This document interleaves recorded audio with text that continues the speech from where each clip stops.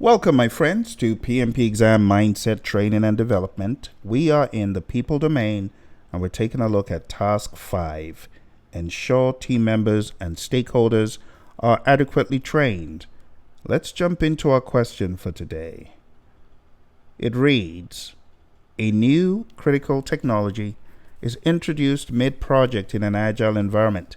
Some team members express enthusiasm, others show significant apprehension and resistance to adopting it, citing lack of familiarity and potential for delays. What is the project manager's most effective approach for adequate training and successful adoption? A. Mandate immediate self-study and online courses for all team members, setting a deadline for certification. B. Identify early adopters and subject matter experts to champion new technology, mentoring peers through workshop and hands-on sessions. C. Outsource development tasks requiring the new technology to external consultants, mitigating internal skill gaps. D. Revise the project schedule to allocate significant buffer time for individual learning and experimentation, accepting a temporary reduction in productivity to build internal capability. I'll give you some time to think about it.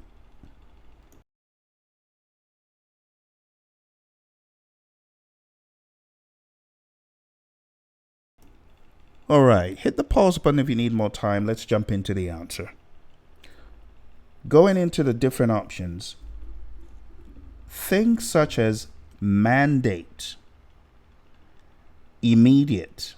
You already know this is against the grain of Agile. It's an Agile environment. And even if it weren't, PMI's lean-ins these days are less draconian than ever before. So A is not the best option, even though it sounds like what may be done in the real world. Oh, you all need to get certified by this date. This is not the best way to proceed because it's forcing, right? It's not PMI's favorite. And honestly, even in the real world, there are other ways of inspiring and motivating as opposed to using a forcing technique to mandate. Now, sometimes it's necessary, but on your exam, I want you to understand this is hardly ever the best option.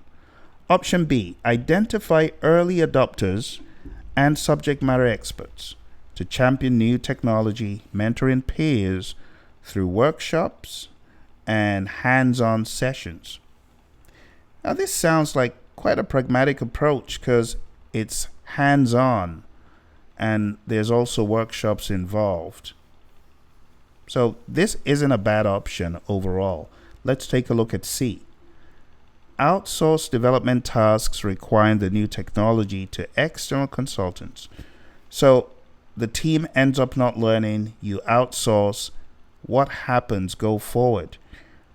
Are you forever going to consult for this piece if it's needed in the future?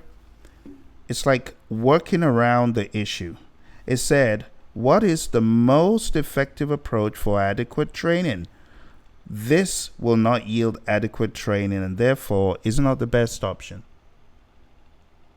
Let's take a look at option D. Revise the project schedule to allocate significant buffer time. Now that word, allocate significant buffer time, that could have a dent on the schedule that could actually hurt the project. And it says this buffer time is for individual learning and experimentation. Now, while this isn't bad, it sounds more like a trial and error thing than straight ahead, good on, hands-on training. If I compare this to a previous option that says workshops and hands-on sessions, I'd go for workshops and hands-on sessions as opposed to experimentation, individual learning. While those aren't bad, this could actually delay the project significantly.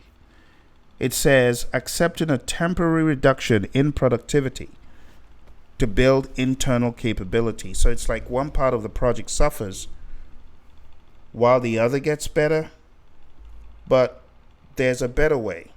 And that could be using what we call the skills marketplace.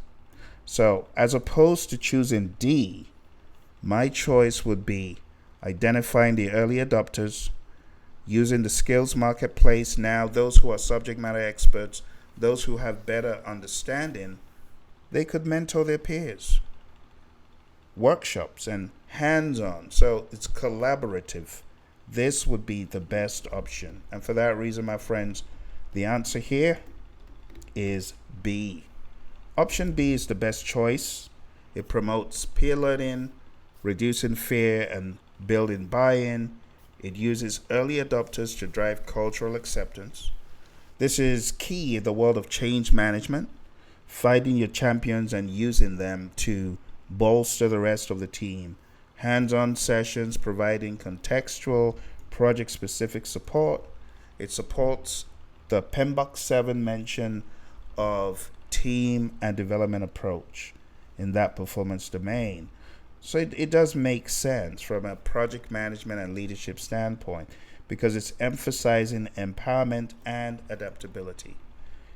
Taking a look at option D, which one would have thought, but this is also a good choice. Yeah, but revising the schedule for extended individual learning, just think about it. It does show that you're empathetic, which is good, but there's a risk of unnecessary delays, especially with that mention of significant buffer time. And it also isolates the learner. Learning in isolation lacks synergy, so it's not the best choice. Remember, we're looking for the most effective approach for adequate training and successful adoption. D is likely not going to help your adoption, but if you work with the early adopters and the SMEs, and those are your peers, through the skills marketplace mentality in Agile, you'll definitely get further ahead with that. Okay? So, what is the general mindset in task 5? The mindset is you got to ensure that this happens. You got to do it in the most effective and efficient way. You got to do it with empathy. You got to do it with intentionality. And you need to understand that the resources could very well be in plain sight, right there on the team. So using team synergy and team collaborative work and support could be something that you do. All right. Remember to check out the tools that we have to support you as you get ready for the exam. There's pmpdoctor.com, which has 35 different quizzes. So in what we're doing here, we got one question per task.